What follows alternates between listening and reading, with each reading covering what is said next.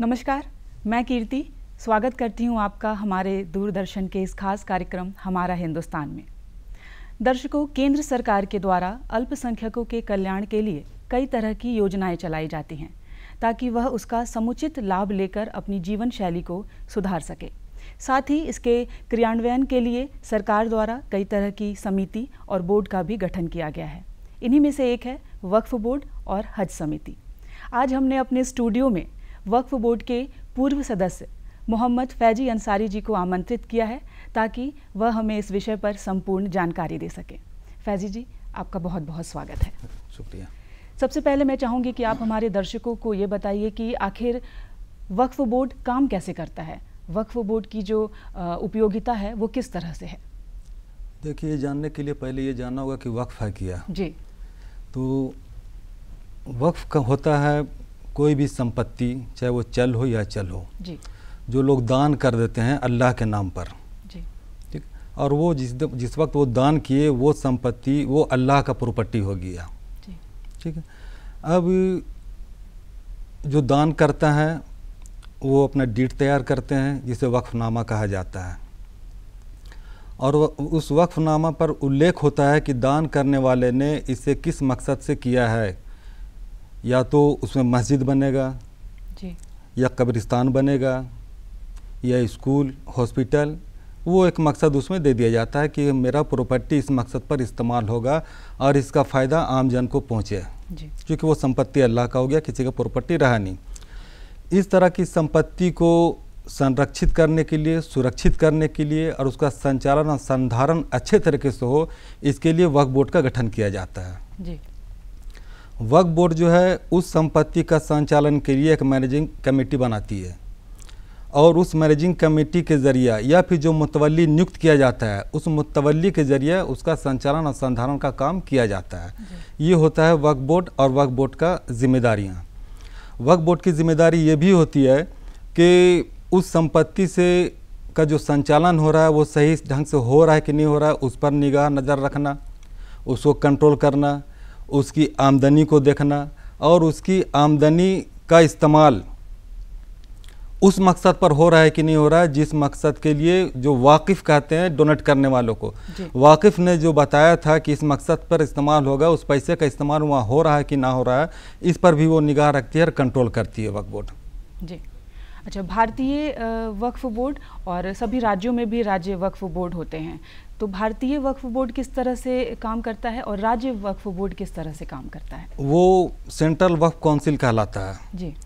Central वक्फ council का जो काम है वो स्टेट वक्फ बोर्ड और जो संपत्ति का संचालन करता है इनके बीच का जो कोऑर्डिनेशन है उस पर नज़र रखना, और वक्फ बोर्ड का काम सही से हो रहा है नहीं हो रहा है इस पर वो नज़र रखते हैं। और वक्फ बोर्ड को अगर कहीं पर ज़रूरत महसूस अगर हुई इस बात की कि इस पर राय लिया जाए तो सेंट्रल वक्फ काउंसिल से वो मशवरा भी करते हैं, और उसके अनुसार जो परिस्थिति बनती है सेंट्रल वक्फ काउंसिल वहाँ से उसको दिशा निर्देश देती है। जी। ये काम होता है सेंट्रल वक्फ काउंसिल का। और साथ ही साथ पूरे मुल्क में जितना भी वक्फ की संपत्ति है, चूँकि कई बीच बीच में कई प्रोग्राम सेंट्रल वक्फ काउंसिल का बनता है, कई पॉलिसियाँ बनती हैं, और उन्हीं में से एक होता है कि वक्फ की जो संपत्ति है, प्रॉपर्टी है, उसको डेवलप किया जाए। जी। तो उसको डेवलप करने के लिए वो जो स्कीम बनता है तो वहाँ से वो उसका इम्प्लीमेंट जो है वो राज्य वक्फ बोर्ड के ज़रिए किया जाता है उसको। जैसे मिसाल के तौर पर हम एक बताना चाहेंगे सेंट्रल वक्फ काउंसिल का काम, जी, कि वो तो किस तरह का विवाद हो, मामला हो, तो वहाँ से दिशा निर्देश भी आ जाता है सेंट्रल वक्फ काउंसिल से, एक मामला ये। ऊपर से इसके और भी कई विंग होते हैं, जिससे कि नवाटको वो वक्फ डेवलपमेंट जो है उसको वो अथॉरिटी है कि वक्फ की संपत्ति को डेवलप किया जाए। तो वहाँ पर एक प्रावधान है कि आपके स्टेट में वक्फ की प्रॉपर्टी जो है अगर उसको डेवलप करना है, चूँकि मकसद भी ये है कि उसको डेवलप किया जाए और उसको आमदनी को बढ़ाया जाए, तो डेवलप करने के लिए ये जिम्मेदारी दिया जाता है स्टेट वक्फ बोर्ड को कि उसके लिए पूरा एक प्राक्कलन तैयार करें, DPR तैयार करें और वो उसको भेजे। तो सेंट्रल वक्फ काउंसिल उसमें करती है कि उसमें जो भी खर्च है उसको लोन के सूरत में वो स्टेट वक्फ बोर्ड के ज़रिए जो इंतज़ामिया वहाँ का है संपत्ति का उसको वो देती है। जी। और वो जो लोन है वो चाहे वो जितना बड़ा भी प्रोजेक्ट आपका हो, है ना, उस पर वो फाइनेंस करती है सेंट्रल वर्क काउंसिल। तो वो पैसा किस्त में वहाँ से आपको मिलेगा, और वो पैसा मिलेगा, उसको डेवलप करते जाइए, वो पैसा आता जाएगा, आप डेवलप करते जाइए उसको। आपका जब कंप्लीट हो जाएगा आपका जो प्रोग्राम है, चाहे उसमें स्कूल बना रहे हो आप, या तो फिर हॉस्पिटल बना रहे हो आप, मुसाफिर खाना बना रहे हो, किसी भी चीज़, या फिर शॉपिंग कम्प्लेक्स बना रहे हो, वो बनकर जब तैयार हो जाएगा आपका, और जब वहाँ से आमदनी शुरू हो जाएगा, तो उसके बाद फिर वो आपको पैसा अदा करना है किस्त में। ये है सेंट्रल वर्क काउंसिल, यहाँ पर ये इसका प्रावधान ये है, और ये सहूलत सेंट्रल वर्क काउंसिल के जरिए स्टेट वक्फ बोर्ड को मिलता है।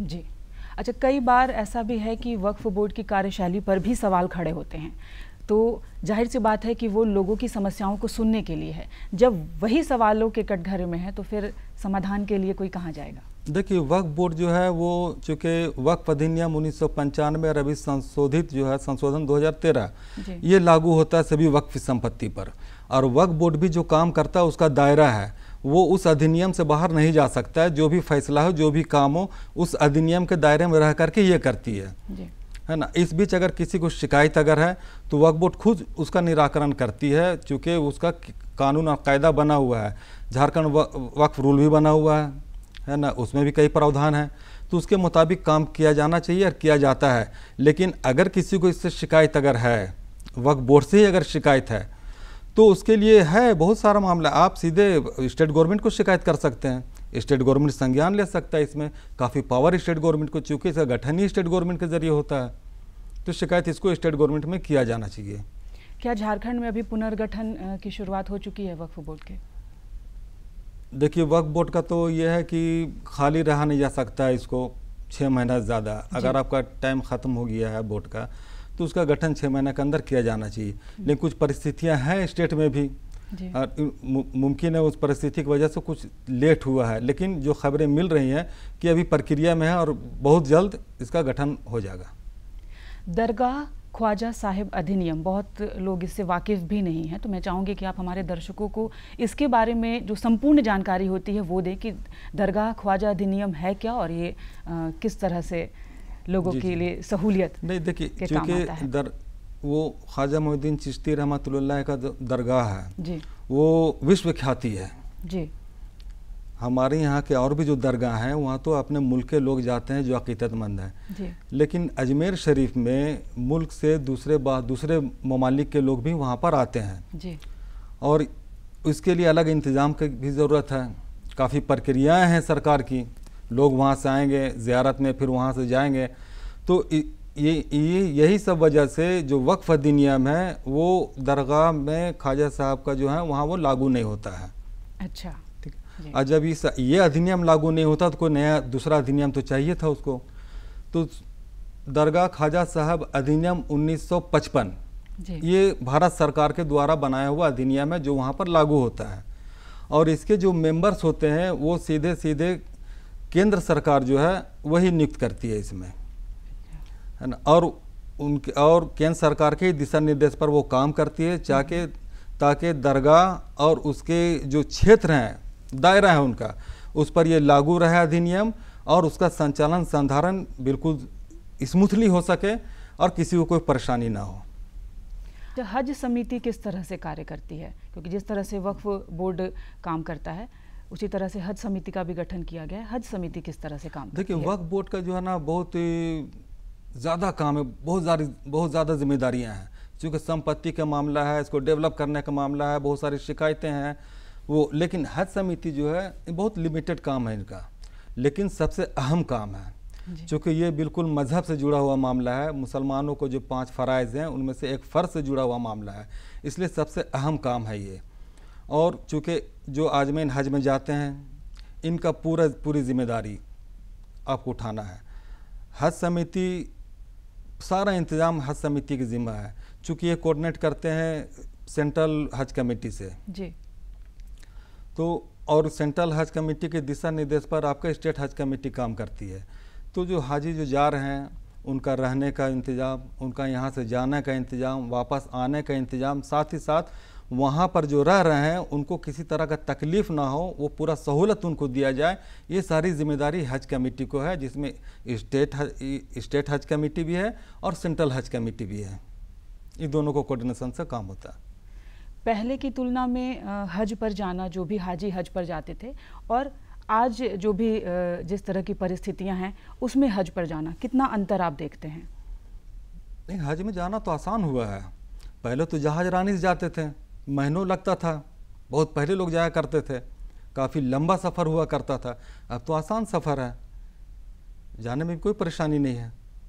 अब काफ़ी, चूँकि चाहे वो केंद्र सरकार हो या राज्य सरकार हो, दोनों सरकारें जो हैं संजीदा होती हैं इस मामले पर, और उनका भरसक प्रयास होता है, कोशिश होता है कि जो आजमैन जा रहे हैं इनको किसी तरह का तकलीफ़ ना हो और जो मुमकिन जो सहूलियात हैं उनको मुहैया कराया जाए, ये कोशिश तो बराबर रहता है। अच्छा, पहले भारतीयों के लिए जो सऊदी जाते थे हज पर, उनके लिए उतनी व्यवस्था नहीं की गई थी। अब धीरे धीरे क्या है कि ये पहली बार साल 2022 में जानकारी के अनुसार पहली बार ऐसा हुआ जब वो लोग मक्का पहुँचे, जो भी हज यात्री थे, और उन्हें वहाँ के मरकजिया में ठहराया गया। पहली बार ऐसा हुआ।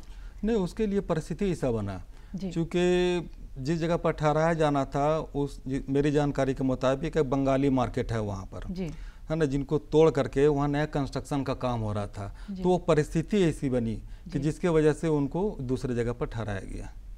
जी, पहले जो लोग भी हज पर जाते थे और अब जो लोग भी हज पर जाते हैं, जाहिर सी बात है कि हाजी हैं वो, लेकिन वहाँ पर उन्हें एक भारतीय के तौर पर देखा जाता है।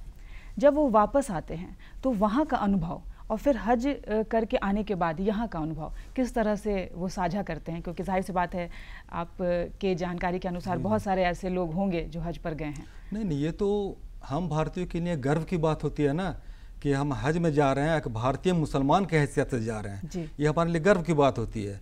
और वहाँ पर भी लोग जो दूसरे ममालिक के हैं, जब भारतीयों से मिलते हैं तो बहुत पुरतपाक अंदाज में मिलते हैं उनसे कि भाई ये भारतीय मुसलमान है, चूँकि भारतीय मुसलमानों की बात ही अलग है। में जो लोग भी जैसे डोनेट करते हैं, उसके आधार पर फिर या तो आप अस्पताल बनवाएं, स्कूल बनवाएं, या फिर अल्पसंख्यकों के कल्याण के लिए जो भी उन्हें सुविधाएं मुहैया कराई जा सकती हैं वो बनवाएं। तो क्या झारखंड वक्फ बोर्ड की तरफ से कुछ ऐसा निर्माण किया गया है स्कूल का, अस्पताल का, अभी तक गठन के बाद से? नहीं, हम बताएं ना कि संसाधन की कमी है वक्फ बोर्ड के अंदर में, जिस वजह से ये सुचारू रूप से कार्य करने में अक्षम हो रही है। जी, अगर हज समिति की हम बात करें तो पहले जो रांची में हज हाउस है और अभी जो हज हाउस है, जाहिर सी बात है कि बहुत ही खुशी होती है लोगों को देखकर, लेकिन जो समिति है, जो वहाँ का कार्य है, उसे आप अब किस तरह से देखते हैं? क्योंकि पहले की तुलना में अब में बहुत अंतर आया है। नहीं, चूँकि पहले देखिए जो हज कमेटी थी वो एक रूम में वो चल रही थी, आर्डर हाउस में ही था वो, उसका जो दफ्तर था उसमें सिर्फ 3 रूम हुआ करता था, और 3 रूम में वक्फ बोर्ड भी और हज कमेटी भी दोनों को चलाना था। लेकिन अब चूँकि काफ़ी बड़ा जगह मिला है ना, हम तो सरकार का शुक्रिया अदा करते हैं जिन्होंने इतना खूबसूरत हज हाउस हमें दिया है, और उसमें काम बहुत अच्छे ढंग से हो रहा है। हमारे जो आजमैन जो बाहर से आते हैं उनका ठहरने का जगह भी हो गया, उन्हें भी कोई दुश्वारी नहीं होती है, और इसका पूरा इंतजाम हज कमेटी देख रही है और बढ़िया और बेहतर ढंग से देख रही है। अच्छा, अगर फंडिंग की बात आती है तो जाहिर सी बात है कि वक्फ बोर्ड को फंडिंग कहाँ से होती है और जो हज समिति है उसे फंडिंग कहाँ से होती है? स्टेट गवर्नमेंट के जरिए हज कमेटी है, उसका स्टेट गवर्नमेंट के जरिए 100% फंडिंग जो है उसका वो स्टेट गवर्नमेंट के जरिए है। वक्फ बोर्ड का जो है वो अपना साधन भी है आमदनी का, चूँकि वक्फ का जो संपत्ति है जिसका संचालन हो रहा है और उसकी आमदनी हो रही है, तो वक्फ बोर्ड जो है, चूँकि इसका प्रावधान है वक्फ अधिनियम 1995 संशोधन 2013 के अनुसार, कि वक्फ बोर्ड जो है उस आमदनी से, चूँकि वो खर्च तो करना है वही वक्फ डीड के अनुसार समाज के हित में ही खर्च करना है, तो उस आमदनी का 7% वक्फ बोर्ड लेती है वो अंशदान, ठीक है, ये प्रावधान है। और उस 7% में वो 1% जो है वो सेंट्रल वक्फ काउंसिल को भेजती है, 6% वो वक्फ बोर्ड के पास आता है। और वक्फ बोर्ड की जिम्मेदारी है कि वो आमदनी जो है वो जो यहाँ के जो लोग हैं, जो माइनॉरिटीज़ है, ख़ास करके मुसलमान तबका जो है, उनके वेलफेयर में खर्च हो, उनके हेल्थ में खर्च हो, उनके एजुकेशन में खर्च हो, ये जिम्मेदारी वक्फ बोर्ड की है। हाजियों का जो जत्था हज के लिए जाता है, साल दर साल जो संख्या है वो लगातार बढ़ती जा रही है। सुविधाएं कितनी बढ़ी हैं? उनके ट्रैवलिंग के लिए जो भी व्यवस्थाएं की गई हैं, वहाँ ठहरने की व्यवस्था, खाने पीने की व्यवस्था, तो हज समिति के द्वारा या केंद्र सरकार के द्वारा वो सुविधाएं कितनी बढ़ाई गई हैं? क्योंकि जत्था जो है वो लगातार संख्या में जो इजाफा हो रहा है। संख्या में इजाफा हो रहा है, जत्था ज़्यादा से ज़्यादा लोग जाना चाह रहे हैं, जा रहे हैं। पहली बात तो है कि इनका एक लिमिट होता है कितने लोगों को भेजना है। चूँकि आबादी तो पूरे मुल्क में क्या पूरे विश्व में बढ़ रहा है और पूरे विश्व से लोग आते हैं, तो किस मुल्क से, किस देश से कितने लोगों को बुलाना है ये सऊदी गवर्नमेंट जो वो तय करती है। अच्छा। है ना, वो कोटा है जी। हर देश के लिए कोटा तय कर दिया जाता है और वो कोटा जो हमारे मुल्क का होता है वो हमारे मुल्क को भेज दिया जाता है, ये सऊदी गवर्नमेंट की तरफ से। अब जो कोटा हमें मिलता है यहाँ पर, तो फिर वो सेंट्रल जो हज कमेटी है या सेंट्रल गवर्नमेंट है ये तय करती है आबादी के हिसाब से किस स्टेट में मुसलमानों की कितनी आबादी है, वो कोटा हमें हर स्टेट में वो फराहम करती है और उसी के मुताबिक लोग जाते हैं। सहूलियतें बताएं, सहूलियतें बढ़ी हैं, चूँकि हम पहले ही बताएं कि लोग पहले जाते थे पानी जहाज़ से, जहाज रानी से, अब जाते हैं हवाई जहाज़ से, ये एक सहूलत है। प्लस वहाँ रहने का, खाने का व्यवस्था जो वो बेहतर से बेहतर ढंग से किया जाता है। हाँ, बावजूद इसके कि कुछ लोगों को शिकायतें होती हैं, है ना, ये नहीं होता कि सारे लोग जो है ना वो मुतमईन हो गए, शिकायतें होती लोगों को, और जो शिकायतें हैं उसका निराकरण होना चाहिए।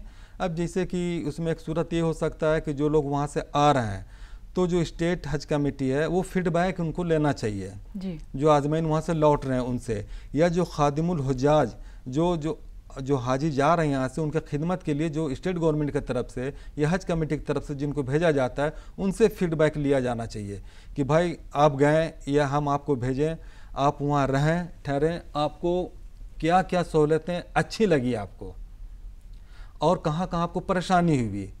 तो अगर ये फीडबैक अगर उनसे ले लिया जाए तो फिर आने वाले साल में जब दोबारा हम उनको भेजेंगे तो उसमें उसको और बेहतर ढंग से किया जा सकता है और किया जाना चाहिए। तो क्या उस फीडबैक के लिए अभी तक किसी तरह की कोई समिति या किसी तरह के किसी मेंबर को नहीं रखा गया है? नहीं, उसमें जो है कि जो ये खादिमुल हुज्जाज जा रहे हैं अगर उनका शिकायत मिले तो फिर उन पर कार्रवाई करेंगे। ये प्रावधान हमारे स्टेट जो हज कमेटी है उन्होंने बनाया था पिछली बार, लेकिन हम ये कह रहे हैं कि उनके साथ मीटिंगें होनी चाहिए, खादिमुल हुज्जाज के साथ मीटिंग होनी चाहिए कि आप जो गए अब आप रिपोर्ट दीजिए कि हमें कि जो आप यहाँ से हाजी गए उनको कहाँ कहाँ क्या क्या दुश्वारियाँ हुई हैं, है ना, उनसे। अब प्लस कि जो हाजी जो लौट रहे हैं अब सीधे उनसे फीडबैक ले सकते हैं, उसके लिए अलग से पॉलिसी बनाना चाहिए स्टेट गवर्नमेंट को ताकि वो आने वाले दिन में बेहतर से और बेहतर किया जा सके। जो लोग भी हज पर जाना चाहते हैं तो उसके लिए एक क्राइटेरिया सेट किया गया है, तो क्या क्या क्राइटेरिया है? जैसे अगर उनकी हेल्थ जांच जो है वो स्वास्थ्य जांच की जाएगी, उसके अलावा और क्या क्या? नहीं, क्राइटेरिया क्या है, वो किसी भी एज के लोग जा सकते हैं अभी, है ना, वो उम्र तो नहीं है कोई भी? नहीं कोई उम्र। हाँ, आप हेल्दी होना चाहिए, हेल्थ है, हेल्थ मेन इशू है। अगर आप हेल्दी नहीं है तो फिर आपको रोक दिया जाएगा। आपको जाने से पहले 11th आवर में भी आपको चेकअप में अगर किसी तरह का प्रॉब्लम हुआ तो आप रोक दिए जाएंगे। सरकार जितनी भी योजनाएं बना रही हैं, बोर्ड के मेंबर आप रह चुके हैं, आपको क्या लगता है क्या समुचित लाभ जो है वो उन तक पहुंच रहा है या कहीं पर त्रुटियां हैं? अगर त्रुटियां हैं तो वो त्रुटियां क्या हैं? नहीं, त्रुटियां जो है चूँकि लाभ तो पहुंच ही रहा है लोगों को, है ना, अगर कहीं कमी है तो ये है कि लोगों के अंदर अवेयरनेस नहीं है, लोग जान नहीं रहे हैं कि हमारे लिए क्या क्या पॉलिसी चाहे स्टेट गवर्नमेंट हो या सेंट्रल गवर्नमेंट हो वो बना रही है और उसका लाभ हमें कैसे लेना है। ये आम जनता की इसको पहुंचाने की ज़रूरत है। लोग जब जागरूक होंगे, अपने अधिकार को समझेंगे, आपके लिए जो पॉलिसियाँ बनी है जब उनको समझेंगे तभी लाभ लेने के लिए आगे बढ़ेंगे। लोगों को जानकारी नहीं है, इस वजह से बहुत कुछ इसमें कमी रह जाती है। वक्फ बोर्ड के मेंबर होने के नाते क्या वक्फ बोर्ड भी अवेयरनेस फैलाने का काम करता है कि हाँ आप लोग आइए, अगर आप लोगों को कोई समस्या है, किस तरह से आप लोग कैंपेनिंग चलाते हैं? बिल्कुल, हम बताएं ना, संसाधन की कमी की वजह से बहुत सारा काम नहीं किया जा सका जी, है ना। हम उम्मीद करते हैं सरकार जो संसाधन है इससे संसाधन युक्त करेगी बोर्ड को, तो बोर्ड को काफ़ी जिम्मेदारियां हैं। सिर्फ वक्फ के अलावा आप स्कूल खोलने की जिम्मेदारी है, एजुकेशन पर काम करने की जिम्मेदारी वक्फ बोर्ड को है, आप हेल्थ पर काम करने की ज़रूरत वक्फ बोर्ड को है। जब आपको बता दें कि अगर समाज के अंदर जो गरीबी है उसको मिटाने के लिए बोर्ड पॉलिसी बना सकती है और उस पर काम कर सकती है। अगर समाज के अंदर जो परित्यक्ता महिलाएं हैं, है ना, उनका वजीफ़ा बोर्ड तय करती है, उनको दिया जा सकता है। स्कॉलरशिप का मामला है, उस पर काम कर सकती है बोर्ड। बोर्ड के लिए बहुत व्यापक जगह है काम करने का बोर्ड को। अच्छा, महिलाओं की कितनी भागीदारी होती है? क्या महिलाओं के लिए है ऐसा कुछ प्रावधान कि वो भी वक्फ बोर्ड की मेंबर बन सकती हैं? बन सकती हैं। क्या प्रावधान है? वक्फ बोर्ड में जो प्रावधान है इसका गठन का, उसमें कम से कम एक महिला का रखने का प्रावधान है। दोनों ही में, समिति में भी, हज समिति में भी और वक्फ बोर्ड में भी, दोनों में ही। हाँ। आपने कहा कि वक्फ बोर्ड का काम है एजुकेशन देखना या फिर स्वास्थ्य, ये सब सभी कुछ देखना। तो आपको क्या लगता है, क्या जो लोग भी हैं झारखंड में अभी तक कितना काम हुआ है, चाहे वो स्वास्थ्य के हिसाब से हुआ हो या फिर एजुकेशन के हिसाब से हुआ हो, कितना लाभ जो है वो लोग ले पा रहे हैं यहाँ के अल्पसंख्यक, झारखंड के अल्पसंख्यक? नहीं, लाभ का मामला है, बहुत कम लाभ मिला है अब तक बोर्ड में। चूँकि हम पहले कई बार दोहरा चुके हैं, संसाधन की कमी है। चूँकि जब 2008 में बोर्ड का गठन हुआ, उसके बाद यहाँ की राज्य की जो सियासी हालात थे, राजनीतिक जो परिस्थिति बनी, वो बहुत विपरीत रहा बोर्ड के लिए। चूँकि बोर्ड गठन के बाद जो सरकार थी वो सरकार यहाँ चली गई, कई सरकारें बदली यहाँ पर, फिर ज़्यादा वक्त जो है वो गवर्नर रूल में रहा, और ये सब अफरा तफरी में बोर्ड की तरफ ध्यान नहीं गया किसी का। अगर इनको संसाधन युक्त कर दिया जाता तो काफ़ी काम हो सकता था, काम ना के बराबर हुआ। और बोर्ड अब तक जो काम किया है तो वो ज़्यादातर तो जो विवाद रहा उसके निपटारे में ही इसका वक्त गया। 2008 में ही एक एडवर्टीज़मेंट भी आया था, बोर्ड का निर्णय भी था कि जो वक्फ प्रॉपर्टीज़ जो यहाँ रजिस्टर्ड हैं वो पुनर्रजिस्ट्रेशन अपना कराएं यहाँ। उस दिशा पर फिर कोई काम आगे नहीं बढ़ पाया। अभी रजिस्ट्रेशन का जो मामला है, आपको बता दें कि बहुत कम प्रॉपर्टी जो रजिस्टर्ड है जी। हज़ारों या हम कहेंगे कि लाखों प्रॉपर्टीज़ हैं यहाँ पर। चूँकि जो मस्जिद हैं, जो कब्रिस्तान हैं, दरगाह है, या फिर जो इमाम बाड़े हैं, इस तरह की जितनी संपत्तियाँ हैं, कुछ पड़ती ज़मीन है, कहीं तालाब है, ये सारी सब वक्फ की प्रॉपर्टी है। लेकिन मैक्सिमम जो वो अनरजिस्टर्ड है, और कानून जो है वक्फ अधिनियम जो है ये कहता है कि उसका रजिस्ट्रेशन कराना अनिवार्य है, और वो रजिस्टर्ड हो इसकी जिम्मेदारी बोर्ड को है जी। लेकिन बड़ी अफसोस के साथ कहना पड़ रहा है कि इस पर काम ना के बराबर हुआ। राज्य गठन के बाद अब तक सिर्फ 3 प्रॉपर्टी का रजिस्ट्रेशन हुआ है स्टेट में, और जो लोग खुद से आवेदन दिए हैं, और करीब करीब 20 प्रॉपर्टीज़ का रजिस्ट्रेशन के लिए लंबित पड़ा हुआ जो अब तक नहीं हो पाया। कई मामले हैं, जैसे इंक्रोचमेंट का मामला है, अवैध कब्जा का मामला है, बहुत सारे मामला हैं यहाँ पर। कब्रिस्तान की ज़मीन को लोग कब्जा कर लिए हैं, प्लॉटिंग कर रहे हैं, बांट रहे हैं। शिकायत है बोर्ड में, लेकिन बोर्ड नहीं कर पाई कोई काम उस मामले पर। जो काम की है, अब कई कब्रिस्तान में तो लोग, खबर है कि वो खुद मैं जब मेंबर था तो विज़िट भी किए हम वहाँ पर, और देखे भी हैं, मैरिज हॉल बना करके चला रहे हैं कब्रिस्तान की ज़मीन पर। बोर्ड पहल करती है लेकिन उसको पाए तकमील तक नहीं पहुंचाती है, चाहे उसका अच्छा एंड हो और उसको अपने अधीन लिया जाए, इस पर वो नहीं कर पाती है। इस तरह से कई प्रॉब्लम्स हैं। अक्सर आप देखती होंगी यहाँ पर लोग देखते हैं कि मैनेजमेंट का झगड़ा है, तो उसका भी निपटारा जल्द से जल्द होना चाहिए, लेकिन नामालूम वजूहात से उस पर भी काफ़ी ताख़ीर हो जाता है, लेट होता है। ये सब देखने की ज़रूरत है। अब किराएदार जो हैं और बोर्ड है ना, इसका बहुत सारा मामला आता है। देखिए है कि जो अगर वक्फ की संपत्ति जितनी भी है, अगर इसको डेवलप कर दिया जाए सिर्फ जी, और अगर डेवलप होगा तो आमदनी बढ़ेगी। मैं पूरे मुल्क के एतबार से आपको बता रहा हूँ, राज्य में फिर लागू होता है। तो चूँकि ज़मीन जो इसका संपत्ति जो है वो यहाँ पर हिंदुस्तान में रेलवे और डिफेंस के पास जो संपत्ति है, उसके बाद जो संपत्ति है वो वक्फ बोर्ड की है, इतनी संपत्ति है। अगर आप इसको अगर डेवलप कर देते हैं और इससे आमदनी अगर होती है तो कल्याण हो जाएगा इस समाज का। फिर सरकार की जिम्मेदारी है कि वो, हमारी सरकार है कि वो हमारे लिए भी पॉलिसी बनावे, स्कीम बनावे, जो बनाती है। लेकिन अगर ये वक्फ से अगर आमदनी अगर हो जाए तो फिर सरकारी मदद की ज़रूरत ना के बराबर रह जाएगी हिंदुस्तानी मुसलमानों के लिए। लेकिन इसके लिए विज़न चाहिए, विज़न चाहिए। जो सेंट्रल वक्फ काउंसिल में बैठे हुए हैं उनको भी, और विज़न चाहिए जो स्टेट वक्फ बोर्ड में आते हैं उनके लिए भी। अगर उस विज़न के साथ काम करें तो फिर इस समाज के अंदर किसी तरह के कोई परेशानी ना हो, ऐसी हम उम्मीद कर सकते हैं। प्रधानमंत्री द्वारा लगातार अल्पसंख्यकों के कल्याण के लिए जो है वो अच्छी अच्छी योजनाएं बनाई जा रही हैं, जिसका लाभ वो लोग ले रहे हैं। आप लोग कितने संतुष्ट हैं, कितने खुश हैं? देखिए, प्रधानमंत्री जी का तो स्लोगन ही है सबका साथ सबका विकास, है ना। तो पॉलिसियाँ बना रहे हैं, वो बन रही है वहाँ पर, और ये सीधे सीधे लोगों तक पहुंचना चाहिए, बहुत हद तक पहुंच भी रही है। लेकिन जो कमी है हम उनसे भी गुजारिश करेंगे कि आपने जो पॉलिसी बनाई है अल्पसंख्यकों के लिए, अल्पसंख्यकों के उत्थान के लिए, ये पॉलिसी सीधे पहुंचे, उस पर भी वो निगरानी करें। फैज़ी जी, आप हमारे स्टूडियो में आए और इतनी अच्छी जानकारी दी, इसके लिए आपका बहुत बहुत धन्यवाद। तो जाहिर सी बात है, केंद्र सरकार जितनी भी योजनाएं बना रही है अल्पसंख्यकों के कल्याण के लिए ही बना रही है। तो जो लोग भी इसके लाभ से वंचित हैं, मैं चाहूँगी कि वो इसकी जानकारी लें अपने आसपास। जैसा कि फैज़ी जी ने वक्फ बोर्ड के बारे में बताया, जो लोग नहीं जानते हैं वो लोग इस कार्यक्रम को देखकर जान जाएंगे कि वक्फ बोर्ड किस तरह से काम करता है और हज समिति भी किस तरह से काम करती है। तो हम यही चाहेंगे कि जितने भी अल्पसंख्यक हैं वो सरकार की योजनाओं का समुचित लाभ लें, ताकि उनकी जीवन शैली में निरंतर सुधार हो सके। तो इस कार्यक्रम में इतना ही, हमें दीजिए इजाज़त। नमस्कार।